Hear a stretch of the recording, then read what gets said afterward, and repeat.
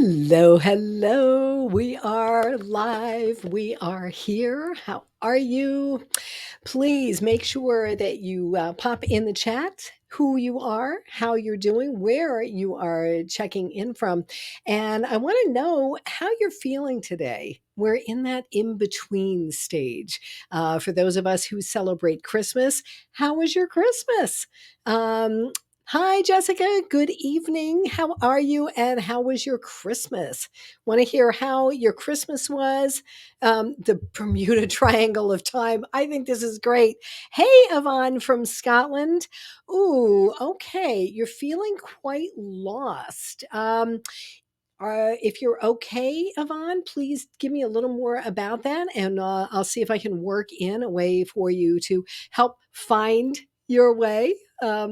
So I appreciate your honesty, though, Yvonne. I'm so glad that you said that because so many times we don't want to say, you know, our culture. Hey, how you doing?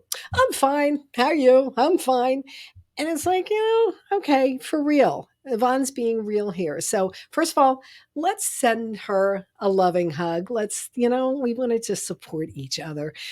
And Jessica, thank you so much. I sent a text, and Michelle, thank you too.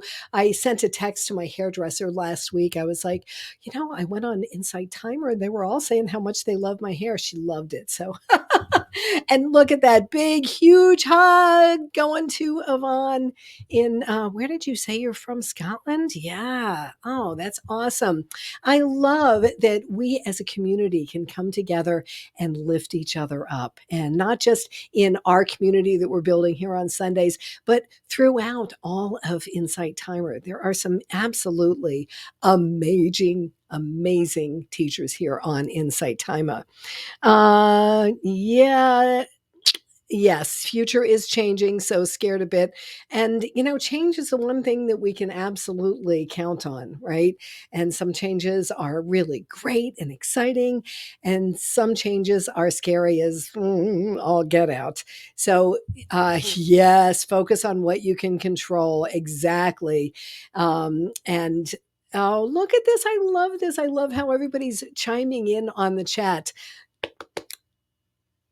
Awesome. Okay, Yvonne, thank you. You can feel you have a lot going on, and that's okay. Um, Feel free, Yvonne. First of all, everybody, if you would just click on that little circle at the bottom with my picture on it, click on that and follow me. Also, I finally figured out last week with the help of Gina Ferrara, a great teacher here on Insight Timer, how to find messages on Insight Timer. So if you want to send me a private message, you can do that through there. I love this. I love that you're all chiming in and supporting each other. That's what community is all about, right? So I want to hear, how else are you all doing? You can say you're doing great if you really are. You can say not so great. Ooh, Dee, Sydney, Oz, 9 a.m. Monday. Oh, so you are our future. I love that, Dee. Um, all right. Michelle said she finally fixed her washing machine, so she's on a buzz. You actually fixed it yourself, or you had it fixed? Oh, I bet the laundromat was getting old. And I love it. I love how everybody chimes in. Ow, wow. Michelle, you are a serious badass. She's saying she fixed her washing machine. Color me impressed, my friend, with your dad's help on FaceTime. Technology is a wonderful thing sometimes, isn't it? All right, so today we are talking about subconscious decluttering. We're going to clear our mind for a fresh start. There are so many people already talking about making their New Year's resolutions and da da da, and I get it. But first of all, if we haven't met yet, let me introduce myself. I'm Stephanie Dalfonzo. On Wednesday, I will be celebrating my 20th anniversary, my 20th year in business as an integrative hypnotist. Literally, January 1st, 2005, I opened Danbury Hypnosis. I literally had an in person office. And here I am 20 years later. I don't have the office anymore, but technology has made it so we can be together all around the world, and I love it. So, when we're talking about New Year's resolution, I am your gal. Look at this. This is from 2007, a long, long time ago. Hey, Priyanka, glad you are here. Thanks for showing up. And CJ, too. So, if you look at this, this is from 2007. I used to put these in our local newspaper back when we would get the newspapers delivered. I'd put these in the third week of January. Why the third week of January when everybody's talking New Year's resolutions now? Because by January, my friends, 93% of people have dropped and failed at their New Year's resolutions. Ouch. The statistics don't lie. So I want to set us up. I don't want you to make New Year's resolutions right now. I really don't, because you'll probably end up being in the 93%. But, my dears, I've got a different way for us to approach this. So just hang in there with me. And, if you are one of the 7% and you've actually made a New Year's resolution and been successful, I would love to hear that and hear how you did it, because again, I think it's crazy that I still have this, but I'm glad that I do, because it shows A, I've been doing this a long time, and B, that I'm not just making this up. Like, I know that by the third week of January, most people have already, blown off their New Year's resolutions. So we are not talking making New Year's resolutions today. Instead, we're talking about decluttering, the subconscious decluttering, because I don't know, you know how we have certain household chores that we just can't stand. Maybe it's doing the dishes for you. Maybe it's vacuuming. Maybe it's doing the laundry. For me, it's emptying the trash. I don't know why, but I just really don't like having to empty the trash. So, fortunately, Michael and I, we've been married for 40 years. We've figured out he's the one who takes out the trash most of the time, which I really, really appreciate. But I had my office, as I said. He wasn't coming by to take out the trash. So what did I do? The trash can would start getting full up. Did I take it out? No. I took the lid off and I took my foot and stepped on it and pressed it down. So I'd have more room to throw in more trash. And I'd be able to do this a couple of times until at a certain point, that trash can's full and it's overflowing. Jessica's saying the same thing. Yes, I was a human trash compactor. Exactly, Michelle. So what happens? It's full to overflowing. I had no choice. I had to wrap the bag up and take it out. So, what happens? We've got all this subconscious clutter in our minds, and then we go and make these New Year's resolutions. Hey, I don't know how many years I did it as a smoker. Hey, this is going to be the year that I quit smoking. And I did it probably 100 times before, and this was before I knew hypnosis, before I finally was like, okay, looking at my kids, if I keep this up, somebody else is going to raise my kids. People don't change until they're ready to, right? We can't make somebody else change. So in that vein, you have to be ready. So we want to clear out the clutter, right? Give us a clean slate to start with. So that's what we're focusing on today. And then literally, we're going to do this in 3 steps because I want to set you up for success. And I know from 20 years of experience now, I know that if we make New Year's resolutions today, probably 93% of us are not going to be able to keep them. And that's just not okay with me. I want to make sure. Oh, great. Peace. I'm so glad. Oh, awesome. Um, I love this. Jessica says she wraps up her trash, puts it on the front steps so he can take it on the way to work. I love that. That is a smart strategy. So, we're going to do the subconscious decluttering this week. Next week, we're not making the New Year's resolutions because there's another step. And there is a book that just came out that is now going to be required reading and a process that I do with each and every one of my clients. So that's what we're going to focus on for next week. And then that third week. So we will be at January 12th.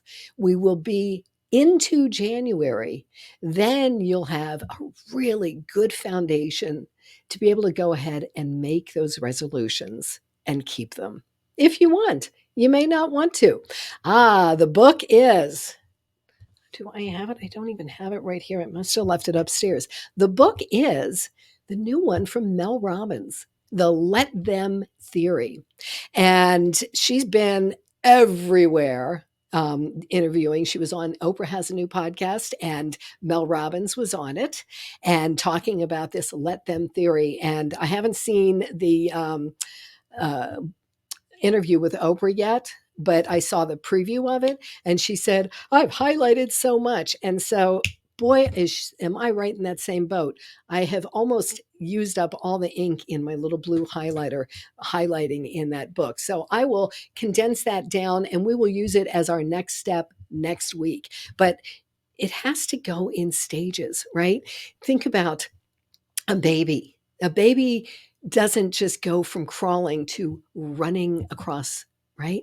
The baby starts out, it takes a little toddly step or two and falls down, and then learns, slowly learns to be able to walk and then run. And so that's what we're going to do. We're going to walk our way into these resolutions instead of running with scissors and having a not good outcome. Also, you see my amaryllis back there? Um, I love when I force these amaryllis bulbs every year at Christmas time. They take forever. They're really slow growing. And I like to give these to my clients sometimes because it's how I see our growth. That, okay, it takes a while, it's slow, it's slow, it's slow. And then probably next week, you'll see there's all these beautiful flowers that have opened up. So we're going to take it in stages. Hi, Blossom Violet. I'm so glad that you are here. Welcome. Glad you're here. Um, Awesome, Michelle. Thank you. All right. So, again, we're not doing resolutions today. We're going to set the table for it. We're going to set ourselves up for success. So, type yes in the chat if you are ready to set yourself up for success and tired of doing the same thing over and over again, expecting a different result. Good. I'm seeing lots of yeses in the chat. So, the first thing I want to talk about is this is called subconscious decluttering. What does that mean? All right, we have a brain. We all have a brain. And then in our brain was also we have our mind. And in our mind, we have our conscious mind and our subconscious mind. And our conscious mind thinks it's in control. It's got all the answers. And yet, if I was able to show you pictures on here, I would show you a picture of a diagram of an iceberg from the side. And above the waterline, we'll just say blue, of course, right? We'll say this is our waterline, right? So above here, you only see a teeny tiny part of that iceberg. There's only like 5% of it. And then most of it is below the surface. This is where our subconscious mind is. Our subconscious mind is like 95% of our mind, where our conscious mind, our itty bitty conscious mind, that's where willpower resides. And what have we been relying on to be successful with change and New Year's resolutions? Our conscious mind. So I'm going to teach you how to do this the right way, right? And it is accessing our subconscious mind, which our subconscious mind, when we go to sleep at night, our conscious mind shuts off. But thankfully, our subconscious doesn't, because our subconscious mind is in charge of all the automatic functions. We don't have to think lungs, breathe, heart, beat, right? We don't have to think about these things. When we walk across the room, we just walk across the room. This is all our subconscious mind, right? And so our conscious mind is where most of our problems get created. We create, the conscious mind creates the problems. And then what do? We talk about it over and over and over and over again. And all that's doing is making that pattern get deeper and deeper and deeper. So our subconscious mind is where our imagination lives. You've heard me talk about imagination is the language of the subconscious mind. It's also where our intuition lives and our protective reactions, like the fight or flight, right? This is where our logical thinking and our critical thinking is, where again, the reason New Year's resolutions don't work is because we've been relying on our conscious mind and it's itty bitty. It just really doesn't have that much ability to help us to make those changes. So, I'm going to touch very briefly on a little brain science. I know I heard somebody go, "Oh, hang in there with me," because I used to be you. I was like, I didn't want to hear about research. I'm just going to touch on it ever so briefly enough that you're going to be like, whoa, and really start to understand how powerful you really are.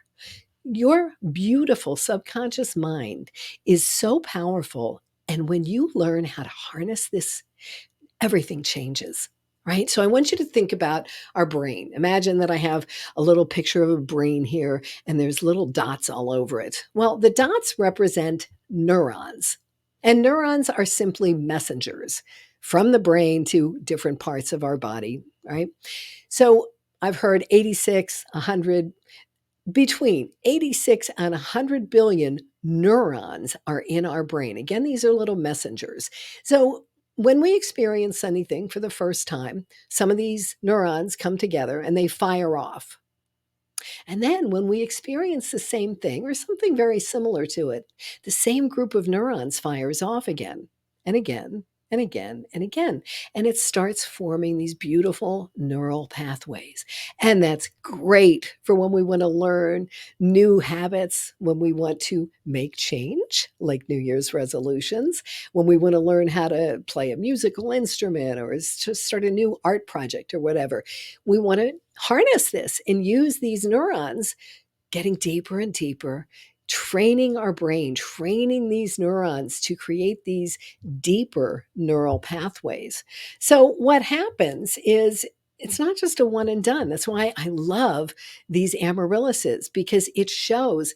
Oh, it takes a little bit of time, but oh, the payoff when you see these, it'll probably be blooming next week. When you see these, that payoff is so worth it. And aren't you worth it? Right? So when you think about, like, when I started smoking, I was 14 years old, and why do most of us start smoking cigarettes or do some of the stupid stuff we do as teenagers? Because we want to be accepted by our peers, right? So I have my first cigarette. It was disgusting, but I wanted to appear cool. So these neurons fired off, and then I kept doing it. Like, I trained myself to become a smoker. Yeah, I realize that now. I trained myself again and again. I would go, these neural pathways would go off, and it would be like, oh, I'm stressed. That's right. This is the way to relax. Right? Oh, I'm this, I'm that, whatever. Okay, so those neural pathways, they got really, really strong. So all those times that New Year's resolutions, I'd be like, oh, this is going to be the year that I quit. Well, I would expected it to just be one and done. I didn't understand the power of repetition. And you've heard me say a million times, how do habits form? Through practice and repetition. So we want to clear out the clutter. And what is subconscious clutter? First and foremost, it's limiting beliefs. So I'd love to hear. Put in the chat, what are some of your limiting beliefs? I'll go through some other things too as you type in the chat, limiting beliefs, because I don't want to say what I have listed until I see some of yours. They also include old patterns, unresolved traumas and emotions from our childhood. I'll touch more on that in just a moment. Um, when you think about those unresolved emotions or trauma, when we talk about trauma, a lot of times it's childhood trauma. And I think I want to, okay. Michelle chiming in with a limiting belief about money. I used to have that one really, really well. And so I totally get it. And I think that if people were raising their hands, a lot of us would be raising our hands about money. Also, Misty saying, I'll never be good enough, right?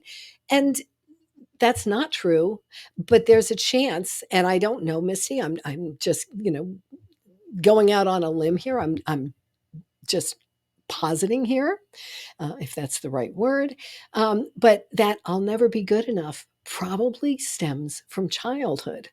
A lot of our stuff, what happens in childhood doesn't stay in childhood, kind of like, little riff on what happens in Vegas doesn't stay in Vegas. But so we have an experience in childhood. And as an adult, you think, well, that's not that big a deal. And yet it stays with us and it keeps compounding. Those neurons keep going off. Like we don't even know on a conscious level, we don't know that this is happening. But let me give you an example of this. Something happens in childhood and then it keeps playing in the background. Like we have all these computer programs that are running in the background and we don't consciously know. We just, all right, they're happening. We have these in our brain, these patterns that run over and over and over again. And it could be something traumatic. And I have, I don't do hypnosis here on Insight Timer, but I do, that's what I do one-on-one with my clients. I do hypnosis and a whole bunch of other stuff. So whether it's with hypnosis or with other ways, we want to be able to flip the script on this. And so something happens in childhood, all right, no big deal, right? Except for it keeps running there in the background, and that neural pathway is getting deeper and deeper until finally you're in your 50s or whatever, and poof, it explodes. So I think about a client, a man who was in his 50s when he came to me for his fear of driving on the highway. Only I've worked with a lot of people with different fears, and it's always like there's a little subtle nuance. So, somebody who says they have a fear of driving on the highway, it could be driving on the highway when they're in the middle lane. It could be, driving on the highway in the far lane or whatever. For this man, he had a problem with getting onto the highway. Okay. Very interesting because in some ways, I'm kind of like a detective in my work here. When I work with my clients one on one, I'm really good at finding where is that root cause that caused this man to be having an issue with driving on the highway. And it turns out, again, think about this. He was like in his 50s when he came to work with me. Oh, yes, you can heal from childhood trauma, Cookie. You definitely can. And I am living proof. I'll touch on that in just a moment. So, the man who came to me in his 50s with the fear of highway driving, we went back to a time when he was about 5 years old, sitting in the back seat with his father driving. And as they went to get on the highway, the father flipped out and had a panic attack. He had to pull over to the side of the road, get out of the car. The mom had to come around and continue driving. So this little boy took on his father's fear, but he didn't recognize it on a conscious level because remember, our conscious mind's only 5%, right? So he didn't realize that this program, I should be afraid, I need to be afraid like my father was, is running over and over again in the background of his mind. It's getting bigger and bigger and bigger, and he doesn't know why. He just knows that he can't drive on the highway anymore. So that's an example of what I call a small T trauma. I don't need to explain big T traumas. I think we all know, can guess what a big T trauma looks like.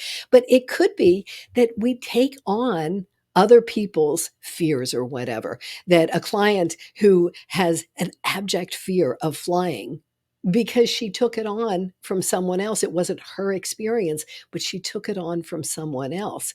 It could be if someone, oh, Cookie from Charlotte, North Carolina, by way of Newark, New Jersey. Okay.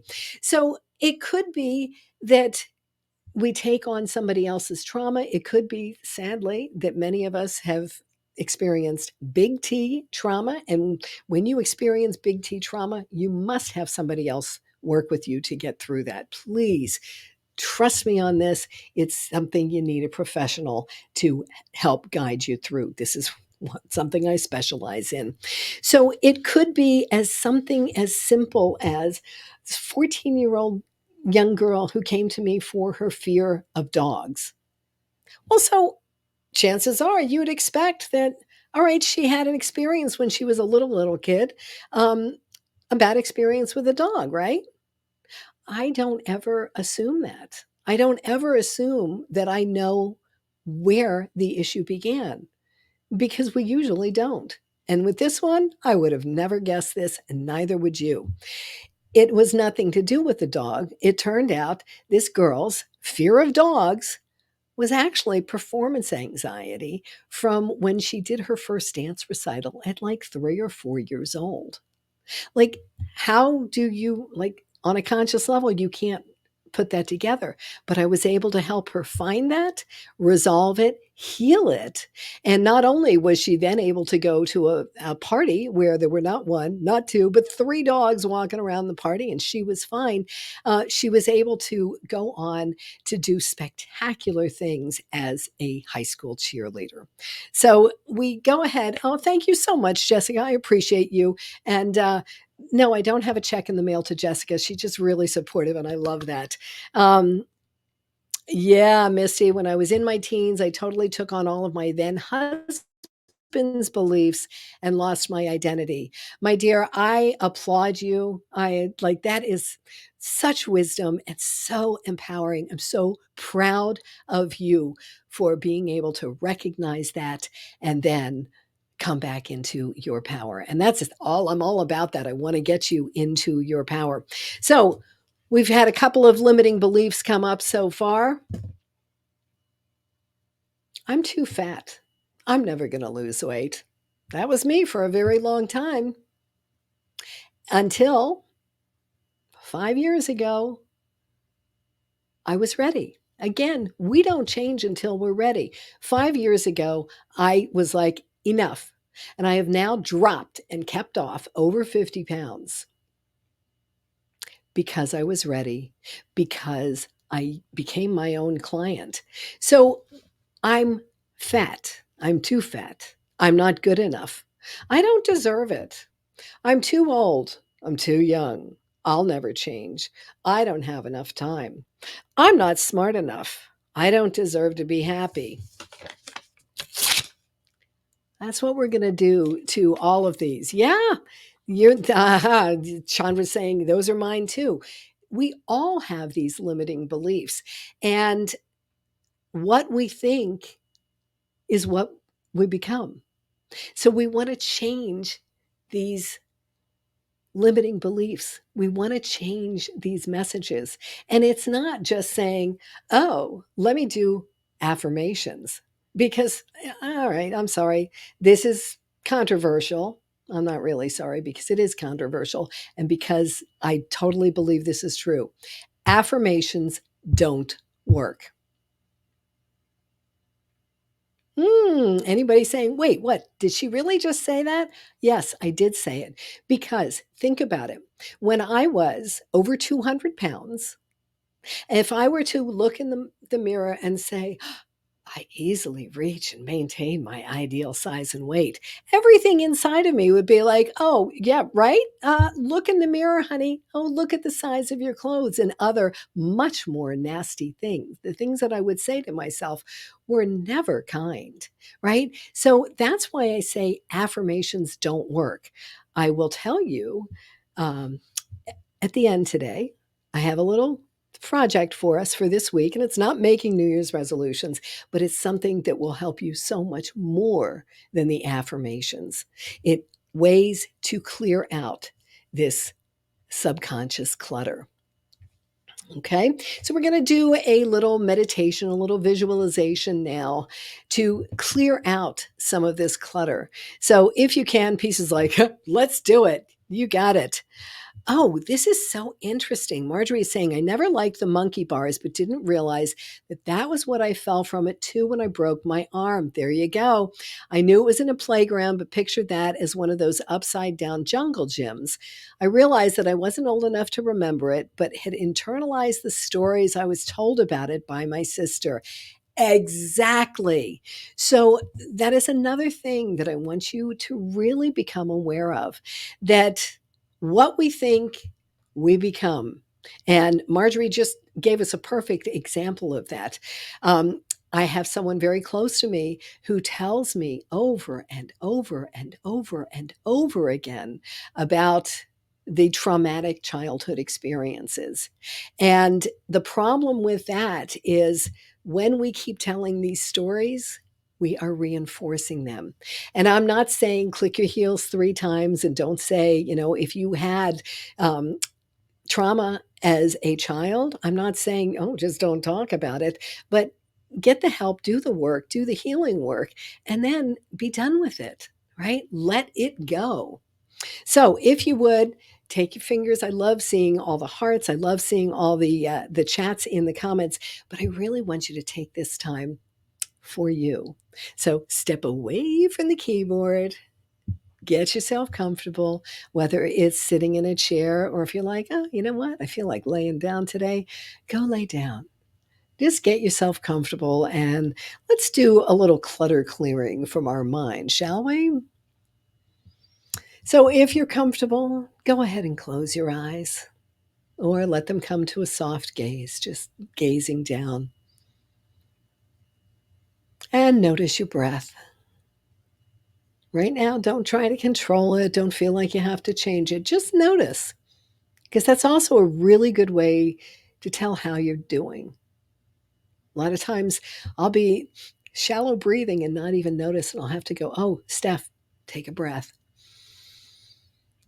Oh, and then it feels better. So notice your breath. And then let your awareness perhaps start to lengthen your breath if that's comfortable for you. But let your awareness go to your forehead and smooth it out. Imagine you could just smooth the forehead muscles, releasing any tension there, smoothing out any lines, the furrowed brow, relax those. The muscles in and around the eyelids, feel them soften and relax. Your cheek muscles, your jaw. Yeah, a lot of times we're holding tension in our jaw and not even realizing it. So you might want to wiggle your jaw side to side, just part your teeth, your upper teeth, a little bit away from your lower teeth. Let that relaxation spread down your neck and into your shoulders. Maybe feeling your shoulders drop a little bit. Yeah, there we go. Feeling that relaxation spreading down our back, upper back, middle back, lower back. Spreading down our arms,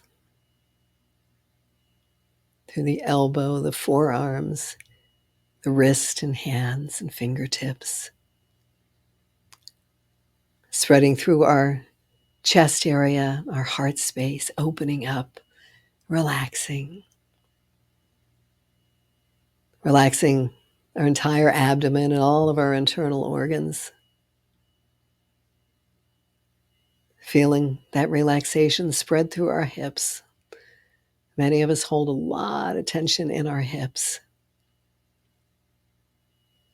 Spreading down through your thighs and knees, shins and calves, ankles, feet and toes. And give yourself permission now to really let your imagination move into the driver's seat, to take you on a beautiful journey of exploration. And so as I describe things, I'm going to say see or imagine because you might see pictures in your mind's eye. Some of us don't. Just imagine, and either way is fine. So see or imagine yourself in a really sacred space, whatever that might be for you. Maybe a place you've been or you're familiar with, maybe a place that's on your bucket list. And notice as you begin to enter that sacred space, notice how you feel. Hopefully, already feeling much more relaxed than you were just a few moments ago because we relaxed the physical muscles in our body. And check in with your emotions now as you enter this sacred space that is absolutely perfect for you to rest and relax. Notice, are you feeling a little excitement? Are you feeling curious? Are you feeling grateful because you just know deep in your heart space, deep in your beautiful soul, you know that everything that you want or need is right here in this sacred space, including a perfect place for you to rest and recline. Some of you may imagine yourself being in your beautiful bedroom, snuggling in your soft, cozy bed. Or perhaps you imagine being in a hammock or a lounge chair, seaside by the ocean. Or perhaps you're on the porch of a cabin secluded high up in the woods with only wildlife and nature around.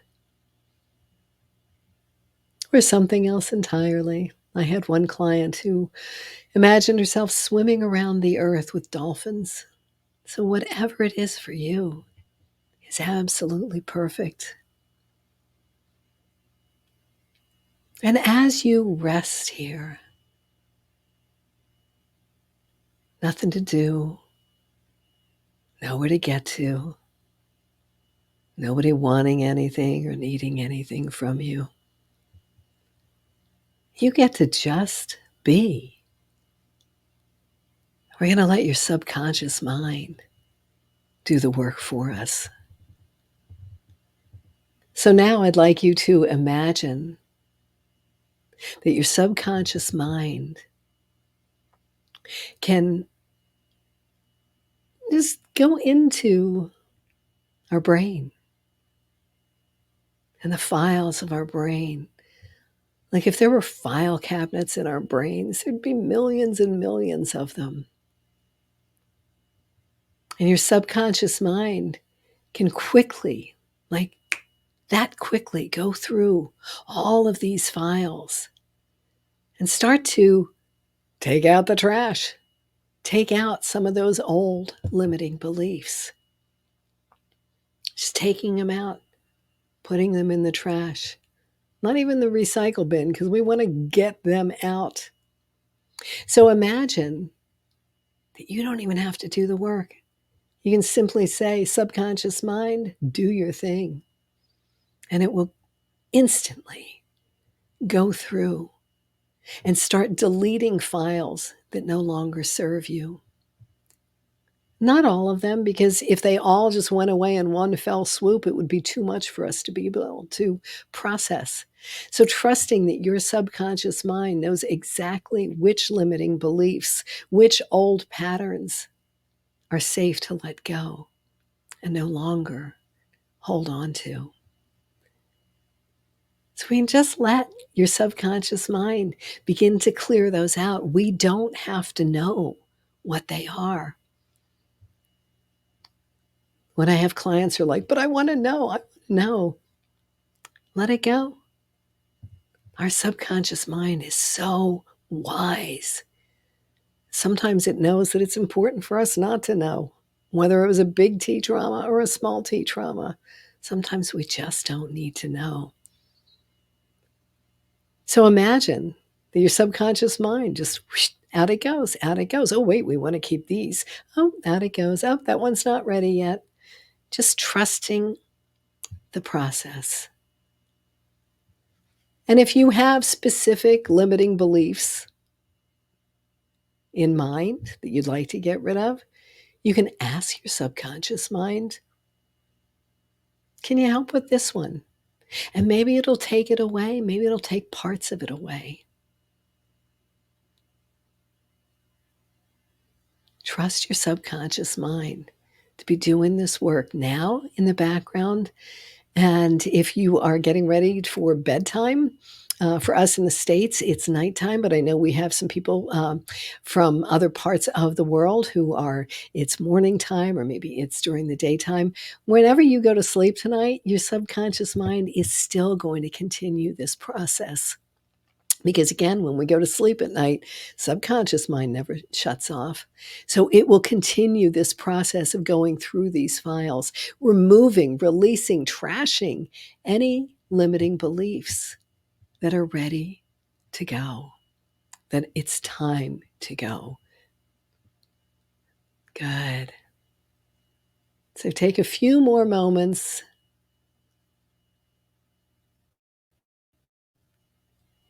Just allowing your subconscious mind, coming back to your breath. If you start getting distracted, just come back to your breath.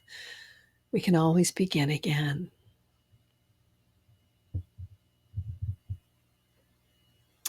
And thank yourself. Thank your beautiful, powerful, wise subconscious mind for the work that it's already done on your limiting beliefs, that it will continue to do as you sleep tonight. And then begin to wiggle your fingers and your toes. Make some larger movements. Maybe